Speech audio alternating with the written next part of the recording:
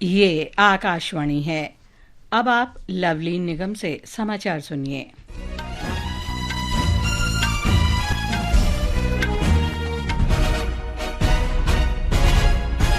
प्रधानमंत्री नरेंद्र मोदी ने कहा है कि भारत को विकसित बनाने में स्त्री शक्ति की परिवर्तनकारी भूमिका होगी और इसलिए सरकार पिछले 11 वर्षों से महिलाओं के नेतृत्व पर अधिक ध्यान दे रही है।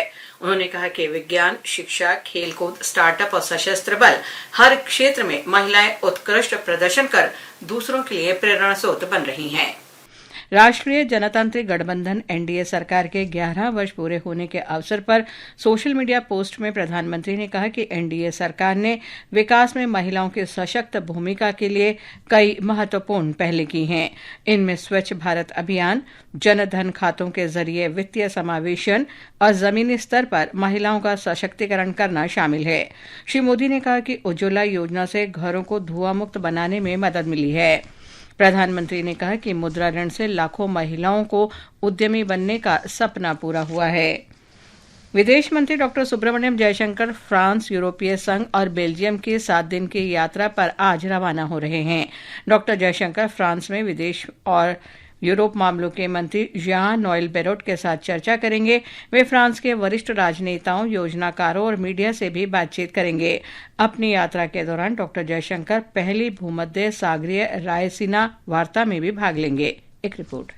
यूरोपीय संघ यात्रा के दौरान डॉक्टर जयशंकर यूरोपीय संघ के उपाध्यक्ष काजा कलास के साथ रणनीतिक वार्ता करेंगे। वे यूरोपीय आयोग के शीर्ष नेतृत्व और यूरोपीय संसद के वरिष्ठ सांसदों से भी मिलेंगे। बेल्जियम में डॉक्टर जयशंकर उप प्रधानमंत्री और विदेश मंत्री मैक्सिम प्रीवोट के साथ विचार विमर्श करेंगे। वे बेल्जियम में भारतीय समुदाय के लोगों से भी बातचीत करेंगे। विदेश मंत्रालय के अनुसार डॉक्टर जयशंकर की इस यात्रा से यूरोपीय संघ, फ्रांस और बेल्जियम के साथ भारत के मैत्रीपूर्ण संबंध प्रगाढ़ होंगे और विभिन्न क्षेत्रों में सहयोग को गति मिलेगी। आदर्श की रिपोर्ट के साथ समाचार कक्ष से अंजुम आलम।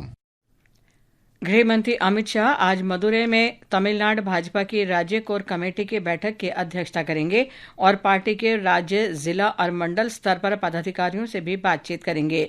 इससे पहले श्री शाह ने ऐतिहासिक मीनाक्षी अम्मन मंदिर में पूजा अर्चना की।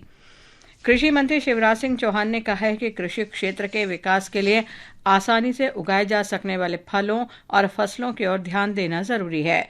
आज बेंगलुरु में उन्होंने विकसित कृषि संकल्प अभियान के एक कार्यक्रम में कहा कि ड्रैगन फ्रूट की खेती के लिए खाद ही पर्याप्त होती है। श्री चौहान ने बताया कि ड्रैगन फ्रूट कैक्टस परिवार का है और इसकी उत्पादन लागत कम होती है। प्रधानमंत्री जी ने कहा, विकसित भारत के लिए विकसित कृषि और समृद्ध किसान चाहिए और विकसित खेती के अंतर्गत ही हमको कृषि का विविधीकरण करके ऐसी कमलम जैसी फसलों की तरफ आना पड़ेगा।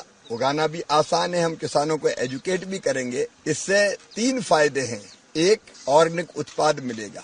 दूसरे, इतने न्यूट्रिएंट है इसमें जो मनुष्य के स्वास्थ्य को बहुत बेहतर रखेंगे। तीसरे, इसमें आप 6-7 लाख रुपया भी हर साल कमा सकते हैं।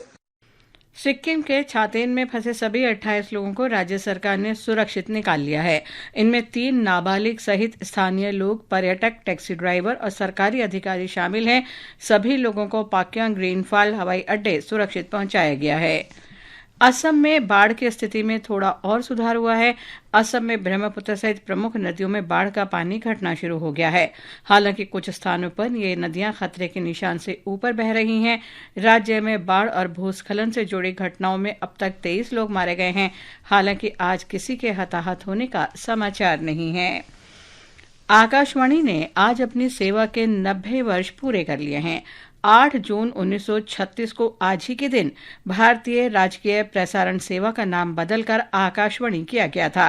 यह देश के सांस्कृतिक, सूचना और प्रसारण इतिहास में ऐतिहासिक क्षण था। अमेरिका के राष्ट्रपति डोनाल्ड ट्रंप ने बिना दस्तावेज वाले प्रवासियों की धरपकड़ के लिए की गई छापेमारी के बाद फैली अशांति पर नियंत्रण के लिए लॉस एंजलिस में 2000 सैनिकों की तैनाती के आदेश दिए हैं। शहर में कल रात स्थानीय लोगों की अधिकारियों के साथ तीखी झड़प हुई।